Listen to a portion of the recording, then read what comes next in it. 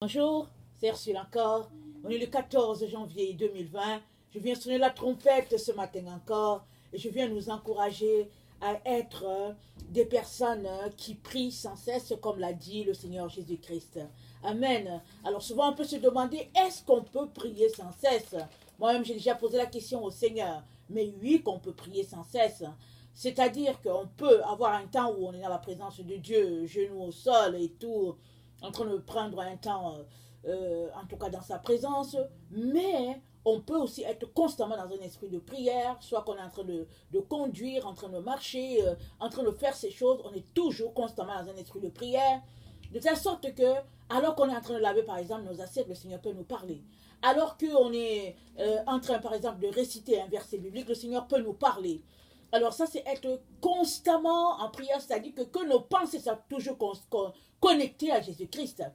Alors que si tu te retrouves par exemple avec un ami ou bien dans un cercle où les gens veulent bien parler d'autre chose, ils vont te déconnecter de la présence divine. C'est pour cela que dans le temps dans lequel nous nous trouvons, le temps qui annonce le retour de notre Seigneur, Satan travaille d'arrache-pied pour que les gens soient connectés à leur cellulaire, à leur tablette, de telle sorte qu'ils ne puissent pas avoir le temps de réfléchir. Alors Jésus-Christ nous encourage et nous dit de prier sans cesse.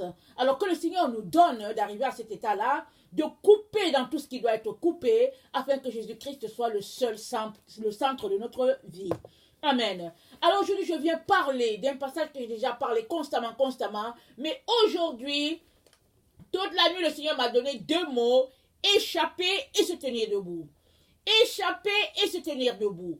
Échapper et se tenir debout. Alors, quand je me suis réveillée, j'ai dit, ok, on va aller voir la définition de ces mots-là. Alors, je suis allée sur Wikipédia.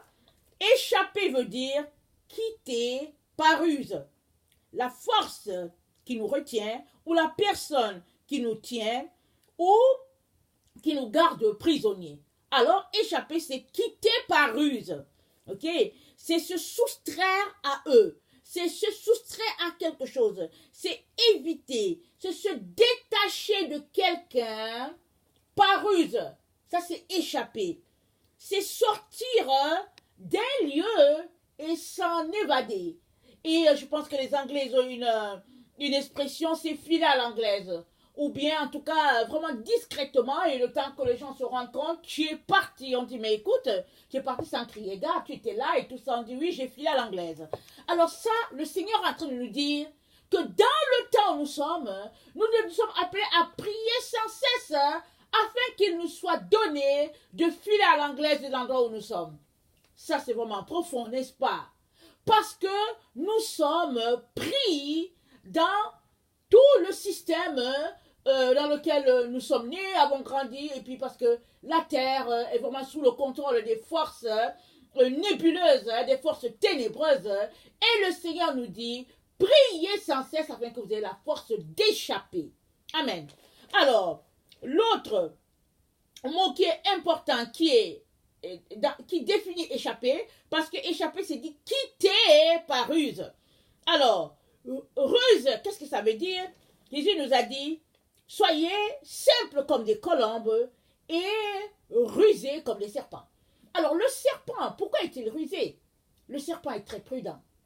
Il est rusé, le côté de sa ruse où il est venu tromper Ève, il lui a dit que mais non, ce n'est pas parce que vous allez mourir, mais c'est parce que si vous goûtez, vous allez devenir comme Dieu. Ça, c'est le côté de la ruse qui est très malsaine. Il est venu les tromper. Mais Dieu n'est pas en train de nous dire d'être rusé de manière à tromper les gens, mais d'être rusé de manière à être prudent. Jésus était très très prudent. Alors les gens sont venus lui dire, alors, est-ce que tes disciples ils payent le tribut ou pas? Ils payent l'impôt ou pas? Jésus les a regardés et puis la Bible nous dit Jésus connaissait leurs pensées. Alléluia. Jésus dit que montre-moi ce qu'il y a sur la pièce.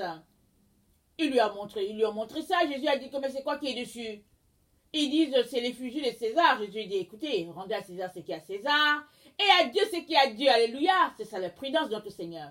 Et il aimerait que nous soyons prudents comme ça. Alors il y a des gens qui sont les enfants de Dieu, dès qu'on les trompe, ou non, dès qu'on les comment on appelle ça, touche, ou bien les pique, alors ils sont partis ta ta ta ta ta ta ta ta ta. Jésus dit non, parle pas beaucoup. parle pas beaucoup, sois prudent dans le temps dans lequel tu es, sois prudent. Regarde les gens, il faut juste les regarder. Ne leur réponds pas, parce que chacun fait le travail de son Père en ce moment où nous nous trouvons. C'est pas parce que les gens vont dans l'église qu'ils font le travail de Dieu, mais non, chacun fait le travail de son Père. Alors si tu es enfant de Dieu, on va reconnaître que tu es enfant de Dieu par tes œuvres. Parce que tes œuvres parlent de qui tu es. Et si tu es aussi enfant de Satan, hein, on reconnaîtra tes œuvres par ton comportement. On sait si tu es enfant de Satan ou bien enfant de Dieu. Ce n'est pas parce que tu vas à l'église. Ce n'est pas parce que tu as un poste à l'église. Ce n'est pas parce que tu fais des choses à l'église hein, que tu es enfant de Dieu. Le fait d'aller à l'église ne fait pas de toi enfant de Dieu. Ce qui fait de toi un enfant de Dieu, c'est que tu as donné ta vie à Jésus. Amen. Et tu marches et tu vis selon les principes de ton royaume. Et ton royaume, ce n'est pas ici sur la terre. C'est un royaume céleste. C'est un royaume, au fait, spirituel. Alors, on devrait te reconnaître par ta vie. Parce qu'il sort de ta bouche. Et en plus, là, il faut que je te dise une chose. Si tu te réclames vraiment du royaume de Jésus, c'est-à-dire, si tu te réclames d'un citoyen du ciel, tu peux être sûr et certain que tu ne peux pas être aimé par les autres. Ils ne vont pas t'aimer. C'est ça la preuve que tu n'es pas un citoyen de cette terre. Parce que les autres vont t'insulter, ils vont te calomnier, ils vont te traiter de toutes sortes de choses. Pourquoi? Parce qu'ils veulent que tu sois comme eux. Mais à partir du moment où tu veux te comporter comme on se comporte au ciel, ils vont te détester. Et c'est ça qui te montre que eux là, ils sont les enfants du diable, même s'ils te font croire que ils sont chrétiens comme toi. Amen. Alors, Jésus était prudent. Alors, il nous a demandé donc d'être prudent, de marcher avec grande attention, d'être vigilant, attentif. Et quand quelqu'un est prudent, il réfléchit avant de dire un mot. Ou bien il réfléchit avant de s'embarquer sur une route, avant de prendre un chemin. Hein. Il réfléchit. Et très, très souvent, sa réflexion est tellement poussée que finalement, il ne va plus. Et les gens vont dire, mais attends, il me semble qu'on avait décidé, on avait organisé, on dit oui, mais je ne veux plus. Oh, on va t'insulter, mais toi, tu sais pourquoi tu ne vas plus? Parce que tu as pris le temps d'aller prier et puis Dieu t'a dit, je ne veux pas te voir là-bas. Amen. Et ça, c'est une qualité requise en ce temps où nous nous trouvons. Alors, Jésus a dit, soyez simples comme le colombe et rusés comme des serpents. On a expliqué la ruse. Hein. Alors, pour ce qui est de la colombe fait référence à la pureté. Alors, tu ne peux pas en même temps marcher avec Dieu et puis marcher avec Satan. Tu ne peux pas en même temps poser les actes du diable et en même temps poser les actes de Jésus. Ce n'est pas possible. Alors, la colombe, elle est pure. Elle est d'une simplicité. Quand tu la vois, hein, elle est tellement simple, tu la regardes, elle est vraiment inoffensive, elle est là vraiment dans la simplicité, dans la pureté. Tout ce que tu veux, c'est la porter et puis la cajoler et tout ça. Et puis Jésus nous dit d'être comme des colombes, c'est-à-dire d'être pur, sans mélange, sans un amalgame. Souvent, on est là, regardez, il dit quoi? Il dit que la parole de Dieu, c'est 7 fois épurée. Alors, quand l'or est épuré, on enlève les impuretés, on enlève la saleté, et puis bien voilà, on enlève. Et finalement, quand on finit que tu vois le métal, c'est d'une pureté. Et Jésus-Christ nous dit, soyez comme les colombes. C'est-à-dire que soyez purs dans votre esprit, dans votre corps, dans tout ce que vous faites, soyez purs parce que votre Seigneur est pur. C'est qu'il va, soyez parfaits comme votre Père, l'a dit Jésus. Amen.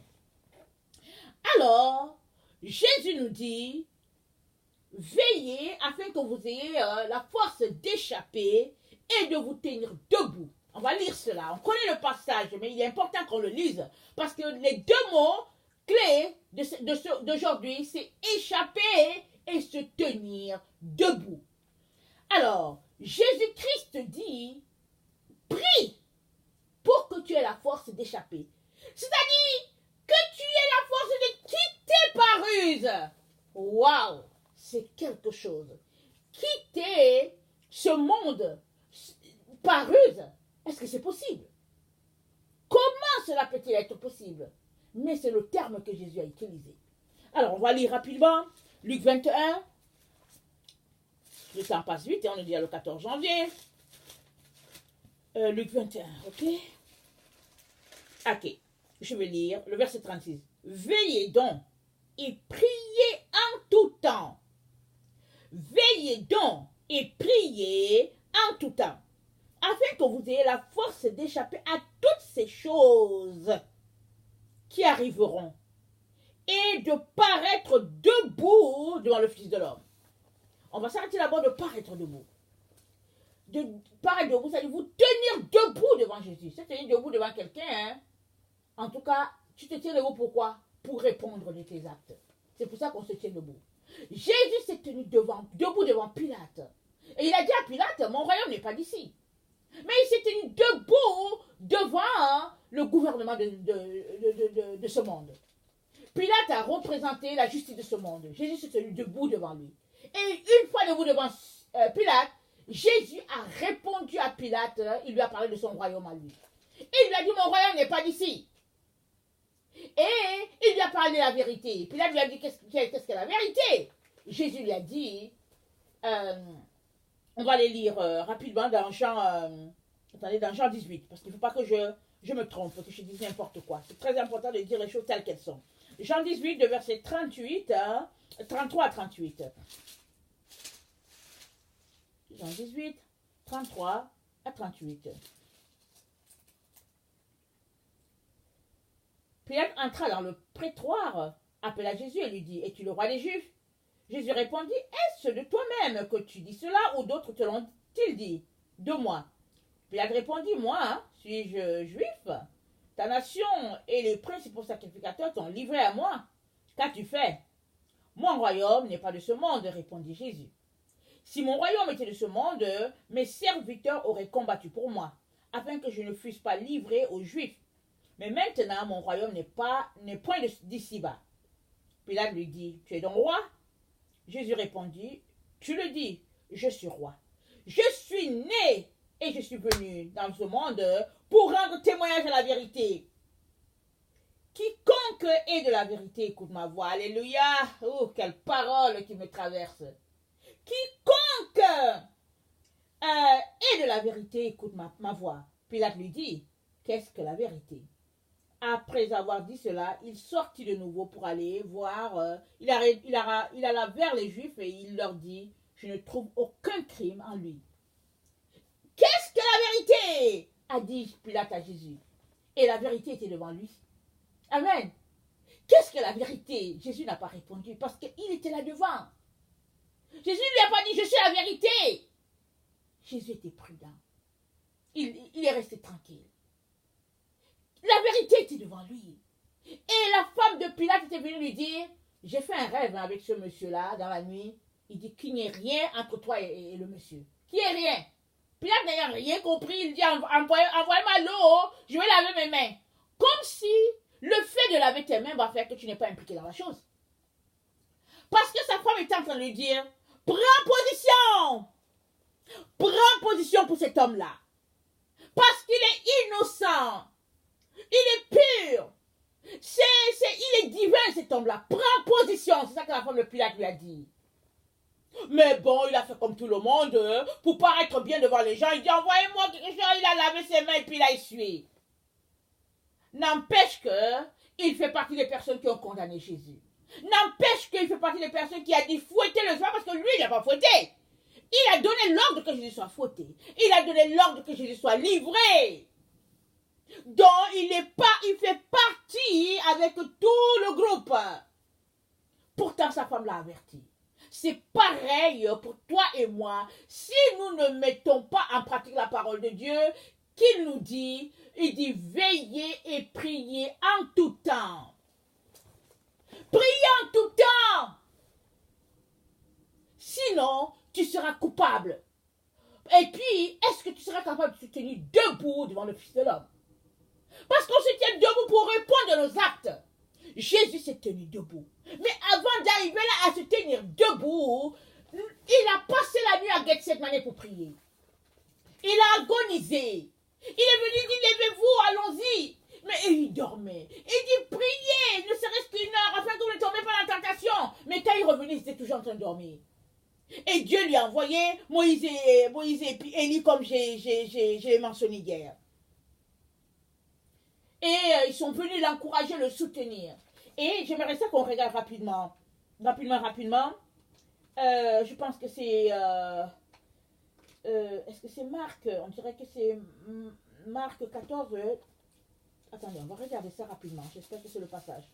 Marc 14, 38 à 42.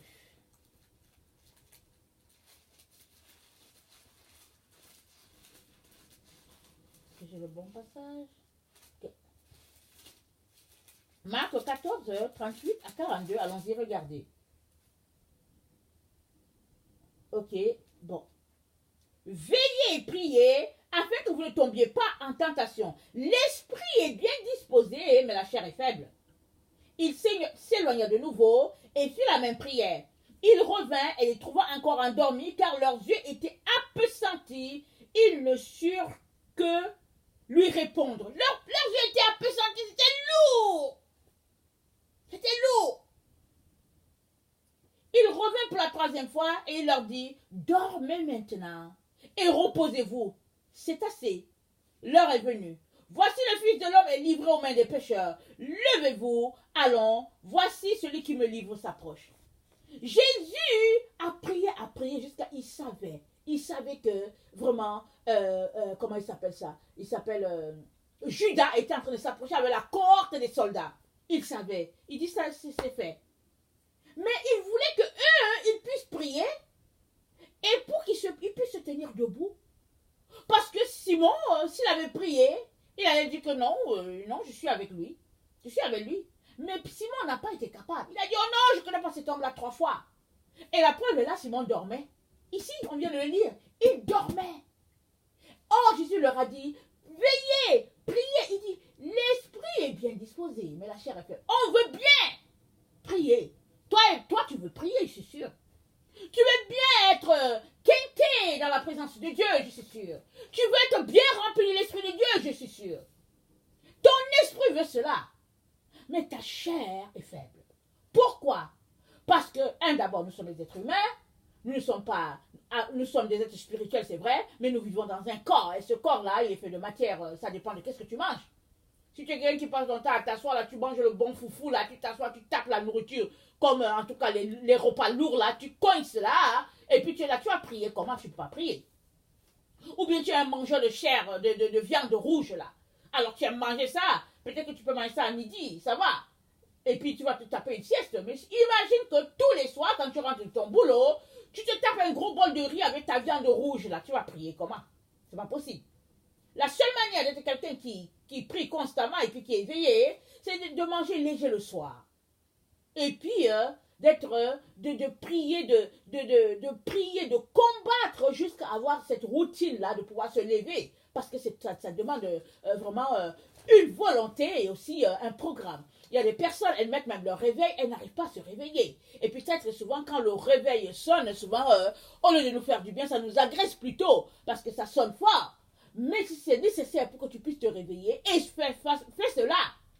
Fais cela. Aujourd'hui, quand j'ai pris mon temps de prière, et puis que finalement je suis allée me coucher vers 5 heures, mon mari m'a réveillée à 7 heures. Il m'a réveillée à 7 heures, il dit, oh non, c'est l'heure. Ah non, je voulais encore rester couchée. J'étais fatiguée, j'ai dit, oh non. Mais il fallait que je me lève parce que les enfants, hein, il y a un enfant qui prenait son bus dans 40 minutes, et l'enfant n'était pas prêt parce que maman dormait encore. Mais par la grâce de Dieu, on a pu tous être prêts. Mais question de dire que c'était difficile que je puisse me lever. Très, très difficile. Et c'est pareil pour tout un chacun, hein, parce qu'il fait froid. On est en hiver. Et on est resté dans nos couvertures. Et puis souvent, on veut aller prier, mais la couverture dit non, restons ensemble, on est si bien ensemble. Et pourtant, quand tu vas prier, tu t'en vas pour être avec Jésus. Jésus, c'est aussi la couverture que tu as besoin. C'est toute une couverture, Jésus. C'est spirituel. Mais tu as besoin de quitter la couverture matérielle qui est là, et puis de te retrouver dans la présence de Jésus, ta couverture spirituelle. Celui qui demeure sous l'abri du Très-Haut repose à l'ombre du Tout-Puissant. Amen. Quand tu vas dans la présence de Dieu, tu reposes à l'ombre du Tout-Puissant, et puis en tout cas, il te révèle plein de choses. Tu as besoin de cela pour pouvoir tenir dans le temps dans lequel nous sommes, dit le Seigneur Jésus-Christ. Et Jésus a fait la preuve. Il a tenu devant Pilate. Il est resté debout. Et il a dit à Pilate, je suis né et je suis venu pour rendre témoignage de la vérité. Amen. Il a prêché. Il était là, mais il a prêché. Et quand on lui a dit qu'est-ce que la vérité, il est resté tranquille. Très prudent. Question de lui dire, la vérité c'est moi, tu me vois, c'est moi la vérité. Mais il n'a pas dit. Parce que s'ils le disaient, ils allaient dire que, oh, voilà, on pouvait, je ne sais pas ce qu'on leur a fait. Et puis d'ailleurs, même, je pense qu'on a dû le frapper parce qu'on dit que, mais il y a le boss te parle et puis tu ne réponds pas. Quelque chose de ce genre. Nous avons besoin d'obéir à la parole de Dieu. Et vous savez quoi? Prier là, ce n'est pas quelqu'un qui va prier pour toi, c'est toi qui vas prier pour toi-même. Jésus est aussi, il intercède pour nous, il a fini son travail ici, il intercède pour nous, la Bible dit qu'il reviendra. Mais alors qu'il nous a informé qu'il intercède pour nous, il nous demande de prier. Alors si toi, ce que tu aimes, c'est bien manger, c'est avoir les plats fins, et puis tu risques de te retrouver mal pris. C'est ça qu'il est en train de nous dire. Alors, Luc 21, on va lire une partie qui nous concerne tous, verset 34. Prenez garde à vous-même, de crainte que vos cœurs ne s'apesantissent par les excès du manger et du boire, et par les soucis de la vie. Et que ce jour ne vienne sur vous à l'improviste. Que ce jour ne vienne sur vous à l'improviste. Pourquoi ce jour viendrait-il à l'improviste? Mais parce que tu es sonné, dosé par la nourriture et puis peut-être la boisson ou l'alcool ou bien le sucre ou bien en tout cas tu as de l'embonpoint, tu manges bien. Tu manges bien, tu manges du gras, tu manges du caviar, tu manges du filet mignon et puis tu es bien. Et Jésus a dit aux pharisiens qui sont venus le voir, ils lui ont dit que, ou bien les pharisiens, ou bien les disciples, voilà, les disciples de Jean-Baptiste, il leur a dit, mais pendant que l'époux est là, les disciples peuvent-ils être dans le jeûne? Et il dit, mais quand l'époux leur sera enlevé, ils jeûneront. Nous sommes dans le temps où nous devons jeûner, nous devons nous priver des choses pour pouvoir entrer dans la prière. Demeurer dans la présence de Dieu afin qu'il puisse ouvrir nos yeux spirituels et puis demeurer dans sa présence afin que notre chair soit soumise à la volonté de Dieu. C'est à toi de soumettre ton corps, de dire à ton corps non. Et le jeûne, c'est un bon exercice pour dire à ton corps non. C'est pas facile de jeûner. Surtout en hiver. C'est pas facile de jeûner. Surtout, écoutez, la vie dans laquelle on est, on a la nature partout. Tu tournes, il y a la nature partout. C'est pas facile de jeûner. Mais tu dois jeûner. Tu dois te priver pour pouvoir venir dans la présence de Dieu, lui dire, Seigneur, je suis là, c'est pas la nourriture qui m'intéresse, c'est toi qui m'intéresse. Et plus tu fais ça, et plus tu fais ça, ton esprit s'exerce à être connecté à l'esprit de Dieu. Ton esprit s'exerce à être discipliné. C'est cela les exercices que tu es appelé à faire en tant qu'enfant de Dieu. Pour que ce jour ne te surprenne.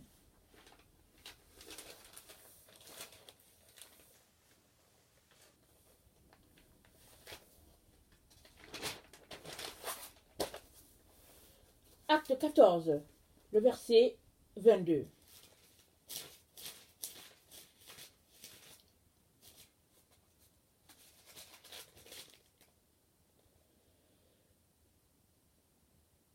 Quand ils eurent évangélisé, verset 21, cette ville et fait un certain nombre de disciples, ils retournèrent à Lystre, à Icône et à Antioche, fortifiant l'esprit des disciples, les exhortant à persévérer dans la foi, en disant que c'est par beaucoup de tribulations qu'il nous faut entrer dans le royaume de Dieu. C'est par beaucoup de tribulations qu'il nous faudrait entrer. C'est là. Par beaucoup de tribulations, toi et moi pourrons entrer dans la présence de Dieu. Mais notre génération, on nous a appris que nous n'avons besoin de rien. Jésus est mort pour nous. Nous sommes sous la grâce. C'est pourquoi Jésus reproche à Laodicée. Il dit à Laodicée, tu n'es pas froide, tu n'es pas chaude, il dit, je vais te vomir. Parce que tu es tiède. Non seulement cela, tu es tiède, tu es pauvre, tu dis que tu es riche, tu es nu, tu dis que tu es vêtu, et puis tu es riche, tu dis que tu as de l'or alors que tu n'as rien. Et en plus de cela, tu es aveugle. Jésus a dit ça à Laodicée. Mais Laodicée se pense bien. Elle se vante d'avoir la grâce. Elle se vante, bon, de connaître le Seigneur et puis d'être bonne tata. Ça, c'est Laodicée. Et nous avons été éduqués dans l'église de Laodicée. Peu importe la dénomination dans laquelle tu es, l'époque dans laquelle on nous a tous éduqués, formatés à Laodicée. depuis quelques siècles. Ils ont fait la guerre aux chrétiens d'antan. Hein. On a tué plusieurs qui ne voulaient pas se soumettre au régime catholique romain. On a soumis plusieurs personnes. Ils ont tué des millions de personnes. Parce que les gens ont dit non, non, non, nous on veut s'arrêter à l'évangile de Dieu. On les a vraiment, en tout cas, livrés par milliers. Et c'est sur une telle campagne qu'on a fait sauter le samedi, le jour du sabbat. On l'a fait sauter. On nous dit que ouais, Jésus est ressuscité dimanche. Jésus n'est pas ressuscité dimanche. Pour ton information, il n'est pas ressuscité dimanche. Va faire tes recherches, tu verras. Alors, si tu penses que, bon, on est en train de mentir, Jésus n'est pas ressuscité dimanche. Dimanche matin, quand tu dis d'adorer Jésus, Jésus n'est pas ressuscité dimanche. Va faire tes recherches. Moi, j'ai fait les miennes et puis j'ai trouvé le jour. Il y a plein de documents. Il n'est pas ressuscité dimanche.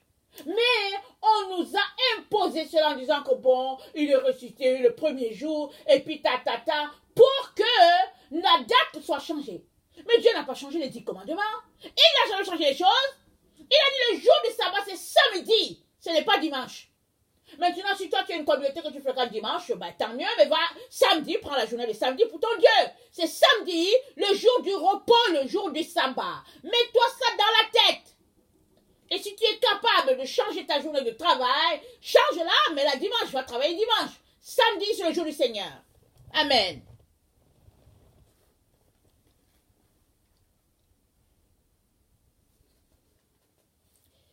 Pierre 4, le verset 1. Et après, on va lire 12 à 19. 1 Pierre 4, le verset 1. Pierre, apôtre Jésus-Christ, à ceux qui sont étrangers et dispersés dans le pont, la Galatie, attendez. Excusez-moi, je suis en train de lire. C'est 1 Pierre 4, verset 1. Ainsi donc, Christ ayant souffert dans la chair, vous aussi, armez-vous de la même pensée. Car celui qui a souffert dans la chair en a fini avec le péché. Tu ne veux pas souffrir? Comment est-ce que tu vas te sanctifier? Celui qui a souffert dans la chair en a fini avec le péché. Ce n'est pas une mauvaise chose de passer par le monde de tribulation. Et une fois que tu veux connaître Dieu en profondeur, il envoie la tribulation sur ton chemin. Parce qu'il veut te purifier, parce qu'il t'aime. Parce que la chair ne peut être soumise que, en tout cas, sous beaucoup de tribulations, sous beaucoup de pression. C'est comme ça que la chair est soumise et que l'esprit est élevé. Amen. Vous aimez la facilité. 1 Pierre 4, 12 à 19. Bien-aimés, ne soyez pas surpris comme d'une chose étrange qui vous arrive de la fournaise et qui est au milieu de vous pour vous éprouver. Réjouissez-vous au contraire de la part que vous avez aux souffrances de Christ, afin que vous soyez aussi dans la joie et dans l'allégresse lorsque sa gloire apparaîtra. Si vous êtes outragés pour le nom de Christ, vous êtes heureux parce que l'Esprit de gloire, l'Esprit de Dieu repose sur vous. Que nul de vous, en effet, ne souffre comme meurtrier ou voleur ou malfaiteur ou même un s'ingérant dans les affaires d'autrui. Mais si quelqu'un souffre comme chrétien, qu'il n'en ait point honte, et que plutôt il glorifie Dieu à cause de son nom. Alléluia, gloire à Dieu, gloire à Dieu, gloire à Dieu. Car c'est le moment où le jugement va commencer par la maison de Dieu. Or, si c'est par nous qu'il commence, quelle sera la fin de ceux qui n'obéissent pas à l'évangile de Dieu? Si c'est par nous que ça commence, quelle sera la fin de ceux qui n'obéissent pas à l'évangile de Dieu? Et si le juste se sauve avec peine, que deviendront l'impie et le pécheur? Ainsi que ceux qui souffrent selon la volonté de Dieu remettent leur âme au fidèle Créateur en faisant ce qui est bien. Alléluia. C'est par beaucoup de tribulations qu'il nous faut entrer. Alors Jésus dit que votre corps ne s'apesantisse pas par les excès du manger et du boire. Alors tu en as beaucoup dans nos autres. Tu as beaucoup. Tu as beaucoup de bouffe, alors partage. On est t'asseoir là, t'engouffrer, manger, et puis il y a des gens, ils mangent, ils débordent de partout parce qu'ils ne sont pas capables de donner à d'autres.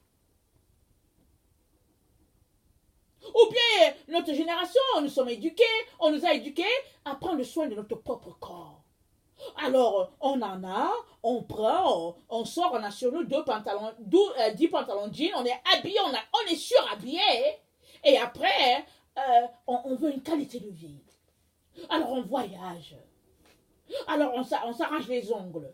Alors, on va s'asseoir, quelqu'un nous épile. Alors, toutes sortes d'histoires. On prend soin du corps, là il n'y a pas de valeur. Ce qui va périr, ce qui est poussière, on en prend soin tellement et on oublie ce qui est le plus important, c'est l'esprit de Dieu en toi. Il est important que tu puisses purifier ton esprit pour que l'esprit de Dieu puisse habiter pleinement en toi. Et cela, la chair n'a pas de place à cela. Jésus a dit l'esprit est bien disposé, mais la chair est faible.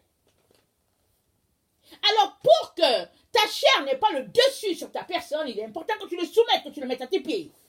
Et ça, c'est par beaucoup de tribulations que cela va se passer. Alors ne refuse pas les épreuves sur ta vie.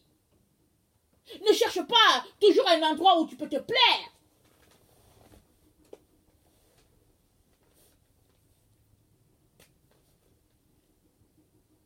Philippiens 1, 29 à 30. C'est par là que je veux finir. Philippiens 1, 29 à 30.